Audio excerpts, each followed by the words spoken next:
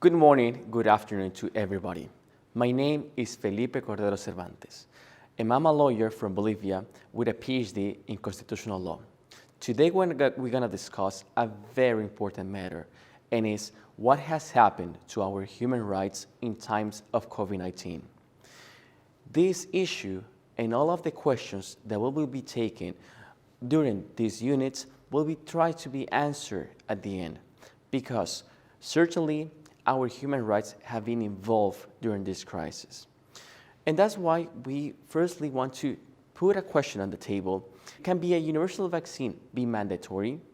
This question is very important because there's a lot of people, employers and employers, that they don't know what will happen in the future with these regulations, or what will happen to our freedoms or rights as a person.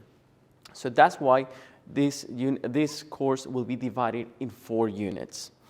Actually, this first unit will be divided in 3 parts.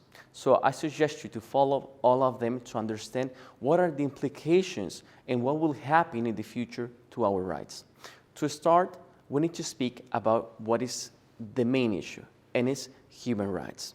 Firstly, what are the legal consequences of this pandemic?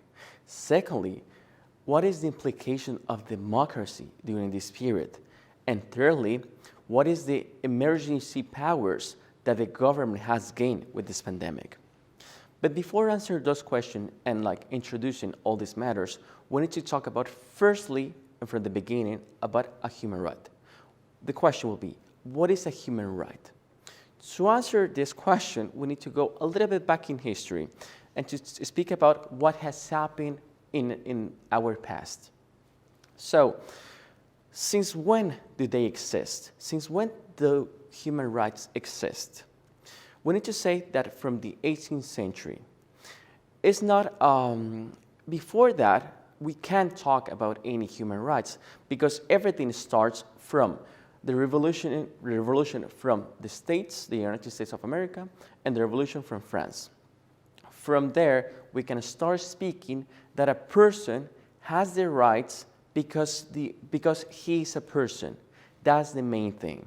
Just because being a person, you gain some rights. And before these revolutions, this knowledge or this view, this point of view didn't exist before. So, where actually the human rights develop in our century?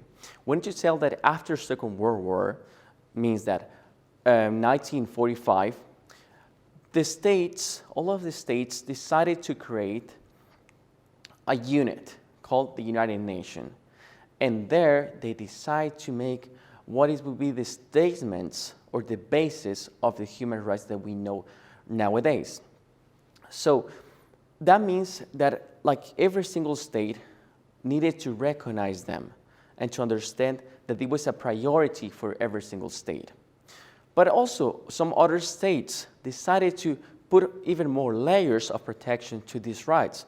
For example, what has happened in the European Union, because we need to talk about the European Convention of Human Rights, that is from 1950. But continue with this, and now that we know where the human rights come from, we need to talk about what is a human right. What will be the answer for that? A human right is the right that every single person has just because it is a person. It comes with a person. You just can't divide a person from the human rights. Because what is the purpose for this? Firstly, it's because the dignity of the person is before everything. So from one side, we have the dignity of the first person. And secondly, the second characteristic of a human right is that establish a limit to powers. And this is important because before these revolutions, the state could do everything with the powers because the state is enormous against a person.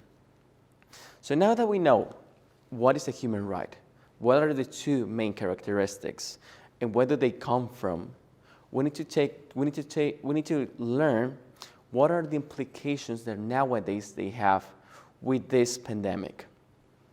So let's start with the legal consequences of what has happened. Firstly, when this pandemic started, all the states didn't know how to manage well, or like actually the procedure to manage this problem. So they started to cut in some rights. For example, the right of movement.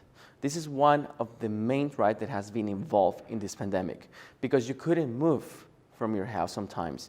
It will depend on the city, it will depend on your country. But some countries has taken some advantage of this situation. And this is what we call the emergency powers, because the states, because of this pandemic, have called the emergency powers to just limit some rights.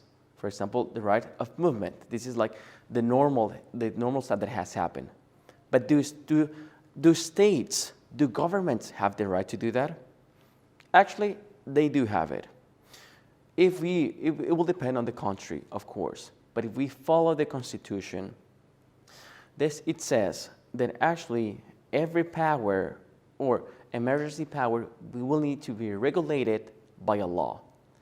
And if it's in this law, for example, in the case of Spain, says that specifically in the case of a sanitary emergency, that means that the state could have the power just to put some boundaries on our rights because it's established on the law.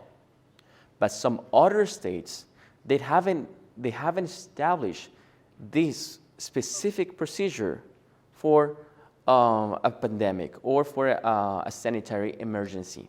So where this power comes from? So the Constitution actually sometimes says, as the Polish one says in the last part, that the state in some specific cases can gain the power and can limit some right, a very specific rights, and also for a very specific time. And this is very tricky because we have seen during last year that states have taken a lot of time to discuss and actually to have taken longer times or longer terms for prohibit certain things. And one of them was the right of movement. In other times, also in some countries, they have even prohibited or limited the right of speech or the liberty of privacy, for example. Privacy is another right that has been involved in this matter.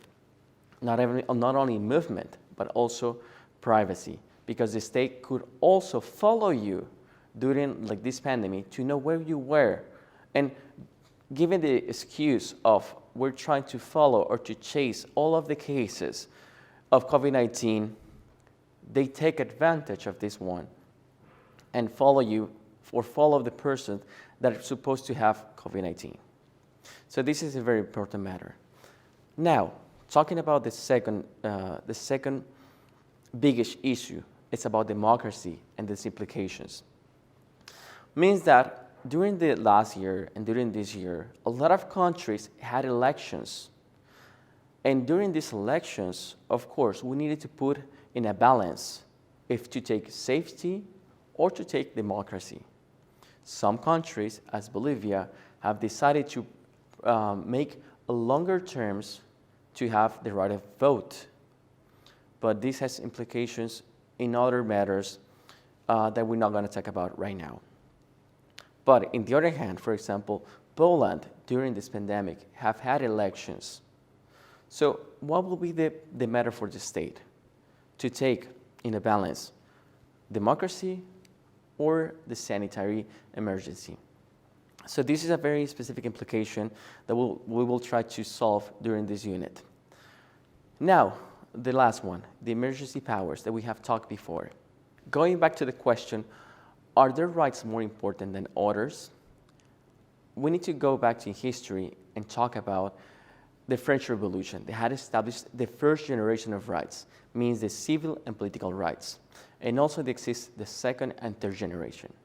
But for example, second generation talks about economical rights, right?